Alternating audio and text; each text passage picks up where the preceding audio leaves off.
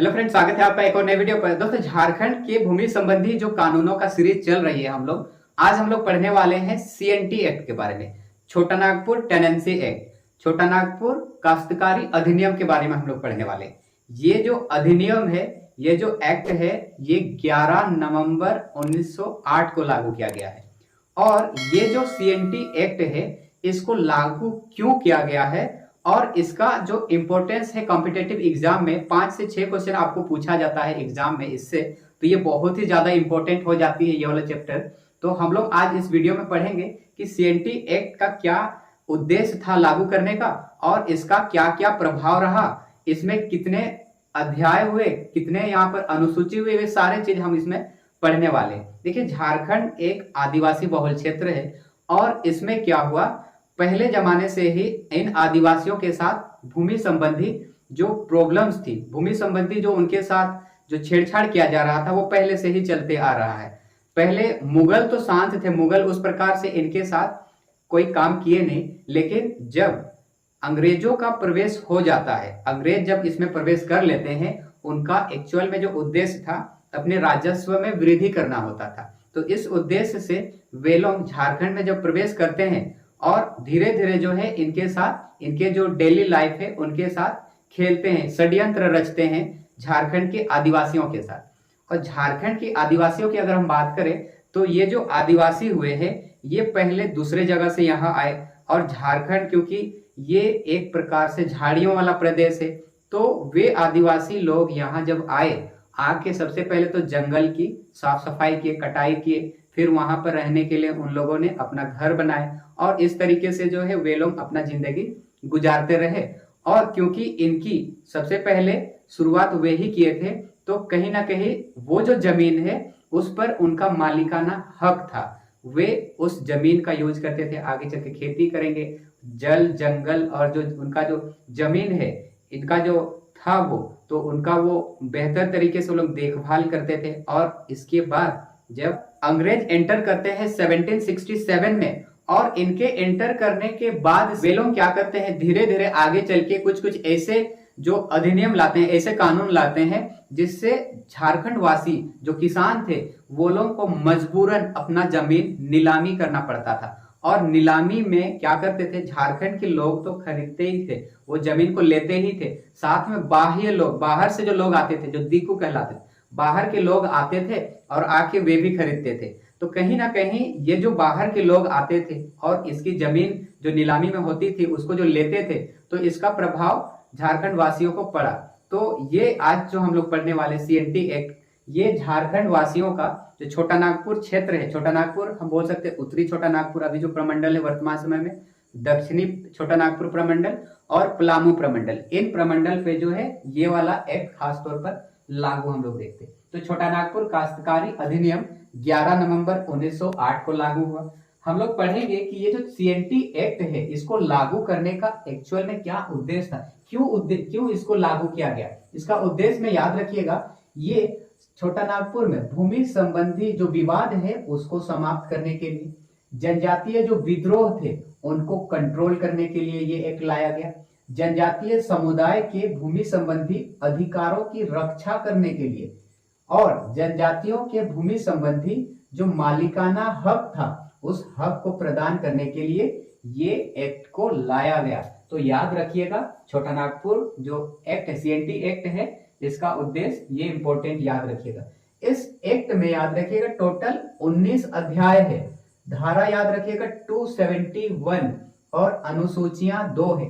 हालांकि ये इंपॉर्टेंट है, इसके बाद हम लोग पढ़ेंगे 19 अध्याय, फिर धारा 271, 2 अनुसूचियां, ये इंपॉर्टेंट है काफी इसके अंदर। लेकिन आज हम लोग पढ़ने वाले हैं सीएनटी एक्ट के बारे में, जो एक्चुअल में जो एग्जाम में पूछा जाता है और इसके बारे में हम लोग जानेंगे। तो अध्याय देख लिए, धारा और अनुसूची। जब छोटा नागपुर भूधृति अधिनियम, याद है आपको 1869 में हम लोग पढ़े थे, सीएनटी छोटा नागपुर भूधृति अधिनियम 1869, जब ये संतोषप्रद साबित नहीं हुआ, तब तत्कालीन ब्रिटिश सरकार के गवर्नर जनरल, याद रखिएगा लॉर्ड मिंटो द्वितीय ने इंडियन काउंसिल अधिनियम 1892 की धारा 5 के तहत सीएनटी एक्ट 1908 पारित करने की जो अनुमति है वो बंगाल काउंसिल को दी। याद रखिएगा, उस टाइम गवर्नर जनरल कौन थे? लॉर्ड मिंटो द्वितीय। इन्होंने ही इंडियन काउंसिल अधिनियम 1892 की धारा 5 के तहत सीएनटी एक्ट को पारित करने का जो अनुमति है वो बंगाल काउंसिल को दी।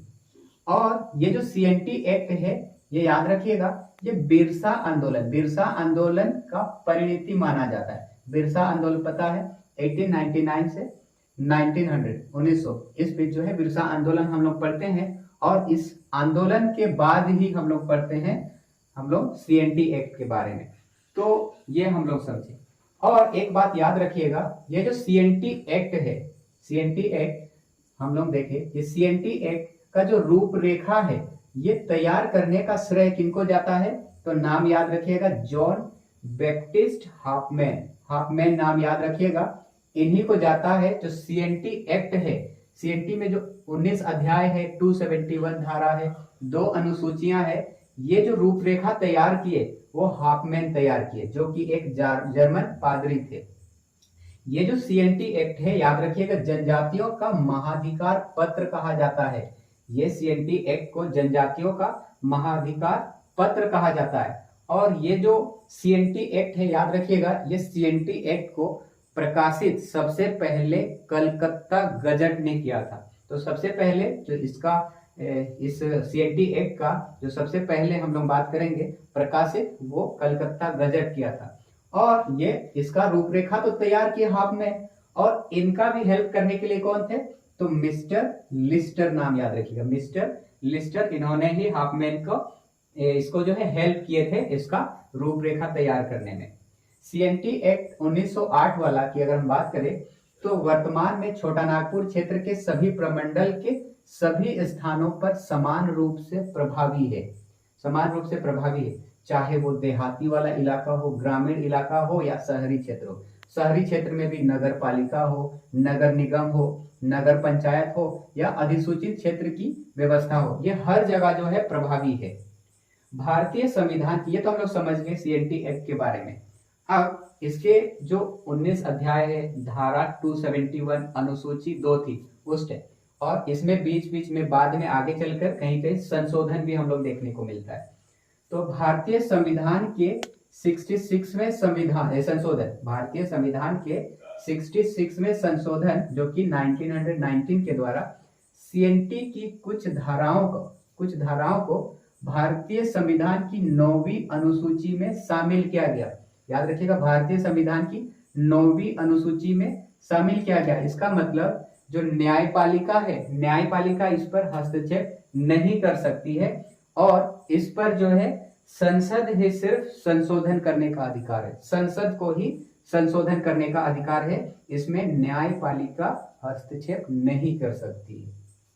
धारा 49, टोटल 271 धारा था, उसमें से इंपॉर्टेंट याद रखिएगा धारा 49 वाला धारा क्या है? ये जनजातीय भूमि का हस्तांतरण या विक्रय, जो जनजातीय जो भूमि है उसका किसी दूसरे के पास ट्रांसफर या विक्रय, याद रखिएगा, गैर जनजाति को किया जा सकता है, लेकिन किन कामों के लिए, किन मामलों के लिए?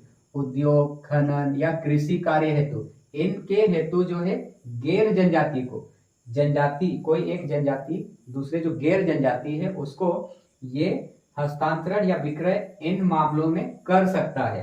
लेकिन याद रखिएगा, झारखंड सरकार द्वारा संशोधन किया गया है इस एक्ट पर, झारखंड सरकार द्वारा।